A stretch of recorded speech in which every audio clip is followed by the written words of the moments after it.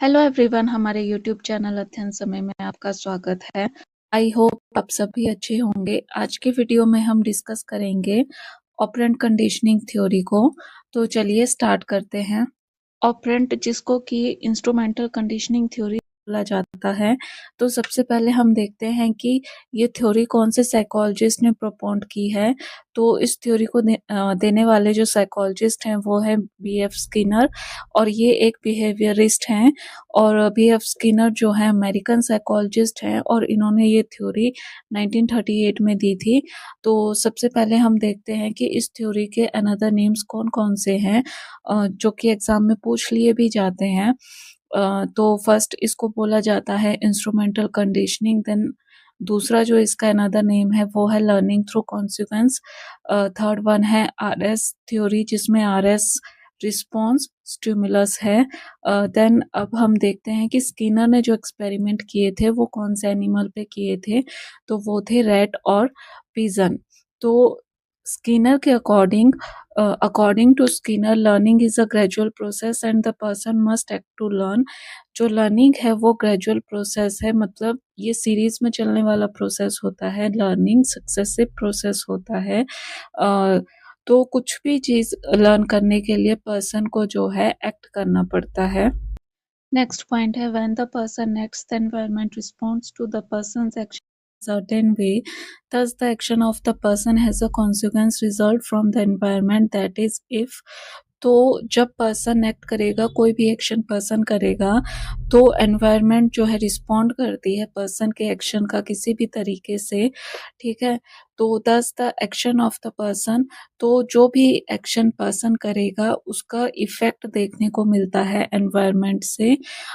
जिसका मतलब है अगर इफेक्ट जो है प्लीजेंट रहा, प्लेजरिंग इफेक्ट रहा, तो चाइल्ड जो है एक्शन को रिपीट करेगा, और अगर इफेक्ट अनप्लीजेंट रहा, चाइल्ड जो है एक्शन को स्टॉप कर देगा। तो इसको हम एग्जाम्पल से समझ सकते हैं कि reading a book gives enjoyment consequence to one person while another person gets bored consequence by it. Book को रीड करना किसी पर्सन के लिए उसको एंजॉयमेंट का रिजल्ट देता है, और दूसरे पर्सन को बुक को रीड करना उसके लिए बोरिंग रिजल्ट देता है। Therefore, whether it repeats the behavior or not depends on consequences of the behavior। तो इसलिए बच्चा बिहेवियर को रिपीट करेगा या फिर बिहेवियर को रिपीट नहीं करेगा, ये किस पर निर्भर करता है कि बिहेवियर के इफेक्ट क्या देखने को मिल रहे हैं। तो बिहेवियर की रिपीटेशन जो है डिपेंड करती है कॉन्सिक्वेंसेस के ऊपर। द नेक्स्ट पॉइंट है Skinner's theory is called the theory of operant conditioning. Skinner की थ्योरी को theory of operant conditioning theory बोला गया है, जहां पर ऑपरेंट का क्या मतलब बताया है स्किनर ने। Operant refers to the fact that the person is free to operate on the environment, कि जो पर्सन है वो एनवायरनमेंट को ऑपरेट करने के लिए फ्री है, मतलब वो एनवायरनमेंट को अपने मर्जी से कंट्रोल करता है। when the behavior results in positive consequences, it tends to get reinforced, and when it does not, it gets extinguished। तो जब बिहेवियर जो है, बिहेवियर के रिजल्ट जो है पॉजिटिव इफेक्ट दिखाएंगे, तो बिहेवियर को रिन्फोर्स्ड किया जाएगा, बिहेवियर को रिवॉर्ड दिया जाएगा। और जब जो है बिहेवियर के रिजल्ट जो है पॉजिटिव इफेक्ट नहीं दिखाएंगे, तो बिहेवियर जो है वो एक्सटिंग्विश्ड हो जाएगा। नेक्स्ट पॉइंट है in operant conditioning the response behavior is not automatically elicited by a specific stimulus as happens in classical conditioning। तो operant conditioning में जो response है, जो बिहेवियर है, वो ऑटोमेटिकली गायब नहीं हो जाता स्पेसिफिक स्टिमुलस को रिप्लेस जब किया जाता है नेचुरल स्टिमुलस से, जैसा कि क्लासिकल कंडीशनिंग में किया गया था। तो ऑपरेंट कंडीशनिंग में ऐसा नहीं होता है। तो स्किनर ने एक्सपेरिमेंट से क्या कंक्लूड किया अपनी थ्योरी में, कि बिहेवियर के अगर पॉजिटिव कॉन्सिक्वेंसेस देखने को मिलेंगे, पॉजिटिव इफेक्ट देखने को मिलेंगे, तो बिहेवियर की रीअकरेंस होगी, बिहेवियर रिपीट होगा, जो कि पॉजिटिव रिइंफोर्समेंट का काम करेगा। और अगर बिहेवियर को ना कोई रिवॉर्ड देंगे ना कोई पनिशमेंट देंगे, तो बिहेवियर जो है वो डिसअपियर हो जाएगा और बिहेवियर में एक्सटिंक्शन देखने को मिलेगी। बिहेवियर जो है वो खत्म होना शुरू हो जाएगा, यानी कि बिहेवियर का विलुप्तीकरण हो जाएगा। देन स्किनर ने बिहेवियर को 2 टाइप्स में डिवाइड किया है। एक है रिस्पोंडेंट बिहेवियर और दूसरा है ऑपरेंट बिहेवियर। रिस्पोंडेंट बिहेवियर जो है stimulated by stimulus. Respondent behaviour stimulus के कारण जो है स्टिमुलेट होता है, तो स्टिमुलस रीजन होता है रिस्पोंडेंट बिहेवियर के लिए, जबकि ऑपरेंट बिहेवियर जो है is not under the control of direct stimulus. The organism initiates the operant behavior on its own. operant behavior में जो बिहेवियर है वो डायरेक्ट कंट्रोल में नहीं होता है स्टिमुलस के। स्टिमुलस की वजह से ऑपरेंट बिहेवियर नहीं शो होता। जो ऑर्गेनिज्म होता है वो ऑपरेंट बिहेवियर को अपने अकॉर्डिंग इनिशिएट करता है, यानी कि वो बिहेवियर को कंट्रोल करता है अपनी मर्जी से। नेक्स्ट है रिइंफोर्समेंट। स्किनर ने अपनी थ्योरी में रिइंफोर्समेंट पे इम्पोर्टेंस दी है। रिइंफोर्समेंट का सिंपल मीनिंग है रिवॉर्ड, जो कि बिहेवियर को रिपीट करने के लिए रिइंफोर्स्ड करता है। तो रिइंफोर्समेंट को स्किनर ने 2 टाइप्स में डिवाइड किया है। फर्स्ट वन है पॉजिटिव रिइंफोर्समेंट और सेकंड है नेगेटिव रिइंफोर्समेंट। जो पॉजिटिव रिइंफोर्समेंट है इसमें स्टिमुलस जो है रिस्पॉन्स को स्ट्रेंथन करने का काम करता है, और नेगेटिव रिइंफोर्समेंट में स्टिमुलस जो है एक्टिव रिस्पॉन्सेस को डीएक्टिवेट करने का काम करता है। देन स्किनर ने पनिशमेंट को भी 2 टाइप्स में डिवाइड किया है। पनिशमेंट जो है बिहेवियर को सप्रेस करने का काम करती है, पॉजिटिव पनिशमेंट, और जो दूसरा है वो है नेगेटिव पनिशमेंट। पॉजिटिव पनिशमेंट का मतलब है एडिंग समथिंग अनप्लीजेंट। जब कुछ अनप्लीजेंट स्टिमुलस एड ऑन किया जाता है जो कि डिक्रीज करता है बिहेवियर को रिपीट होने के लिए, उसको पॉजिटिव पनिशमेंट बोला गया है। और जो नेगेटिव पनिशमेंट है इसमें जो है प्लीजेंट स्टिमुलस को रिमूव किया जाता है। जब बिहेवियर शो करता है बच्चा, तो प्लीजेंट स्टिमुलस को रिमूव करके जो है बिहेवियर की लाइक्लीहुड को डिक्रीज किया जाता है। तो नेगेटिव पनिशमेंट में एग्जाम्पल हम इस तरह से देख सकते हैं कि अगर बच्चे को बोला कि होमवर्क करो, तो बच्चा जो है वीडियो गेम अगर खेल रहा है, तो वीडियो गेम जो है उसको प्लीजेंट स्टिमुलस, जो वीडियो गेम है वो प्लीजेंट स्टिमुलस का काम कर रही है, क्योंकि वीडियो गेम खेलकर उसको एंजॉयमेंट मिल रहा है। तो जब वीडियो गेम को ही रिमूव कर दिया जाएगा, तो उसके बिहेवियर के उसी बिहेवियर की लाइक्लीहुड को डिक्रीज किया जा सकता है। और जो पॉजिटिव पनिशमेंट है इसमें अनप्लीजेंट स्टिमुलस को ऐड किया गया।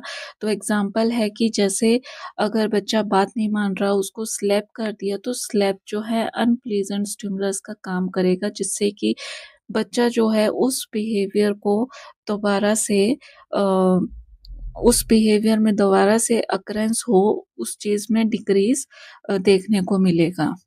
तो स्किनर ने जैसे में बताया कि रिइंफोर्समेंट जो है बिहेवियर को चेंज करने के लिए इम्पोर्टेंट रोल प्ले करता है। तो स्किनर ने जो है रिइंफोर्स के शेड्यूल भी बताए हैं।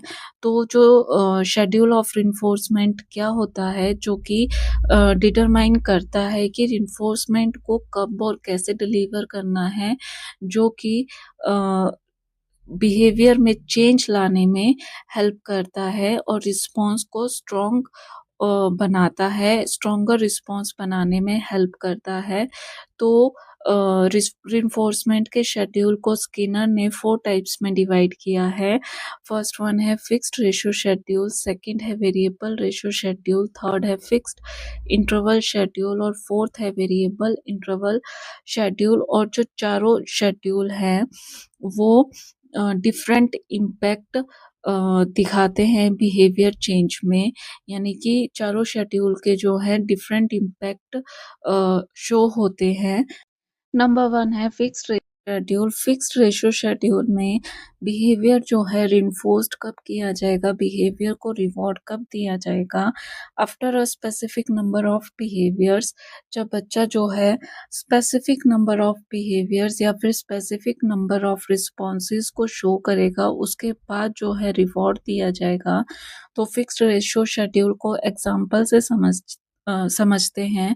फॉर एग्जाम्पल, क्लासरूम में टीचर अगर बच्चों को बोलता है कि जितने जल्दी आप 10 प्रॉब्लम्स को सॉल्व करोगे, उतने जल्दी आपको रिवॉर्ड के तौर पर जो है प्लेग्राउंड में खेलने के लिए भेजा जाएगा।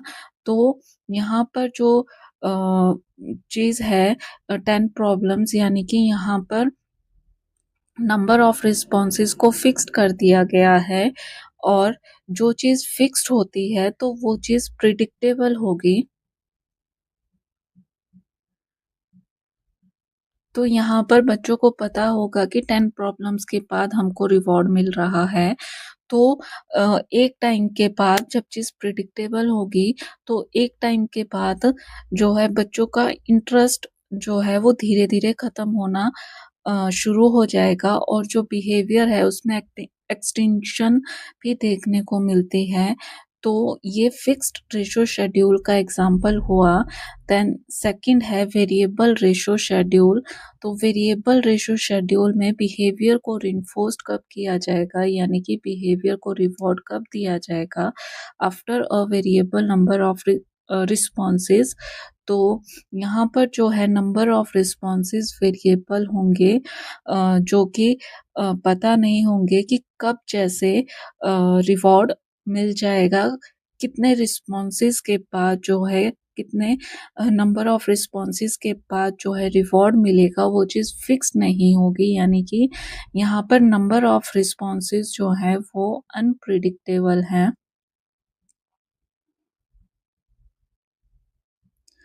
तो वेरिएबल रेशियो शेड्यूल को हम एग्जाम्पल से समझने की कोशिश करते हैं। जैसे कि अगर बच्चों को बोला टीचर ने क्लासरूम में कि आपको रिवॉर्ड दिया जाएगा जब आप होमवर्क को कंप्लीट करोगे, ठीक है? तो आपको जो है रिवॉर्ड दिया जाएगा। तो उनको रिवॉर्ड जो है समटाइम्स दिया जा रहा है जब वो होमवर्क को फिनिश कर रहे हैं कंटिन्यूअसली, ठीक है? तो उनको बीच-बीच में रिवॉर्ड दे रहा है टीचर, तो उनको बच्चों को ये नहीं पता होगा कि हमको 5 मिनट बाद मिल जाएगा या फिर हमको 12 मिनट बाद रिवॉर्ड मिल जाएगा, यानी कि उनको जो नंबर ऑफ रिस्पॉन्सेज है वो फिक्स्ड नहीं है रिवॉर्ड के लिए कि रिवॉर्ड के लिए अ, कितने रिस्पॉन्स हम दिखाएँगे कि उसके बाद हमको रिवॉर्ड मिल रहा है, तो जिससे कि बच्चों में इंटरेस्ट बना रहेगा होमवर्क को कंप्लीट करने का, इस होप में कि उनको रिवॉर्ड मिलेगा। फिक्स्ड इंटरवल में बिहेवियर जो है रिइंफोर्स्ड कब होगा, after a specific and fixed amount of time. यहाँ पर जो है अमाउंट ऑफ टाइम को फिक्स्ड किया गया है और फिक्स्ड रेशियो शेड्यूल में नंबर ऑफ रिस्पॉन्सेज फिक्स्ड थे। तो इसको एग्जाम्पल से देखते हैं कि जो मार्क्स हैं बच्चों को वो कौन से बेस पर दिए जाएंगे। मंथली और वीकली टेस्ट में जो मार्क्स बच्चे गेन करेंगे तो परफॉर्मेंस के अकॉर्डिंग जो है मार्क्स दिए जाएंगे। तो यहाँ पर अमाउंट ऑफ टाइम फिक्स्ड है, या तो मंथली या तो वीकली। देन फोर्थ है variable interval schedule. Variable interval schedule में बिहेवियर को रिइंफोर्स्ड कब किया जाएगा? After a variable amount of time. यहाँ पर अमाउंट ऑफ टाइम जो है वेरी करेगा, यानी कि अमाउंट ऑफ टाइम या फिर पीरियड ऑफ टाइम जो है वो बच्चे को पता नहीं होगा कि कब जैसे रिवॉर्ड मिल जाएगा। तो यहाँ पर जो अमाउंट ऑफ टाइम है वो अनप्रिडिक्टेबल है, और जो चीज़ अनप्रिडिक्टेबल है तो यहाँ पर बच्चों का इंटरेस्ट जो है लैक नहीं होता है, और वो जो कंटिन्यूटी है वो बच्चे की बनी रहती है। तो वेरिएबल इंटरवल शेड्यूल को एग्जाम्पल से हम देखते हैं कि इसका बेस्ट एग्जाम्पल है जो सरप्राइज टेस्ट है। तो सरप्राइज टेस्ट में the students know the test can be given any time. तो उनको ये इतना सा ही पता होता है कि जो सरप्राइज टेस्ट है वो कभी भी हो सकता है, मतलब कि उनको पीरियड ऑफ टाइम का पता नहीं होगा कि कब जैसे होगा, ठीक है। तो जिससे कि बच्चा जो है वो कंटिन्यूली स्टडी करता रहता है इस होप में कि उनको रिवॉर्ड मिलेगा। तो ये वेरिएबल इंटरवल शेड्यूल का एग्जाम्पल हुआ। और नेक्स्ट जो कॉन्सेप्ट है जो कि स्किनर ने अपनी थ्योरी में दिया है, वो है शेपिंग का कॉन्सेप्ट।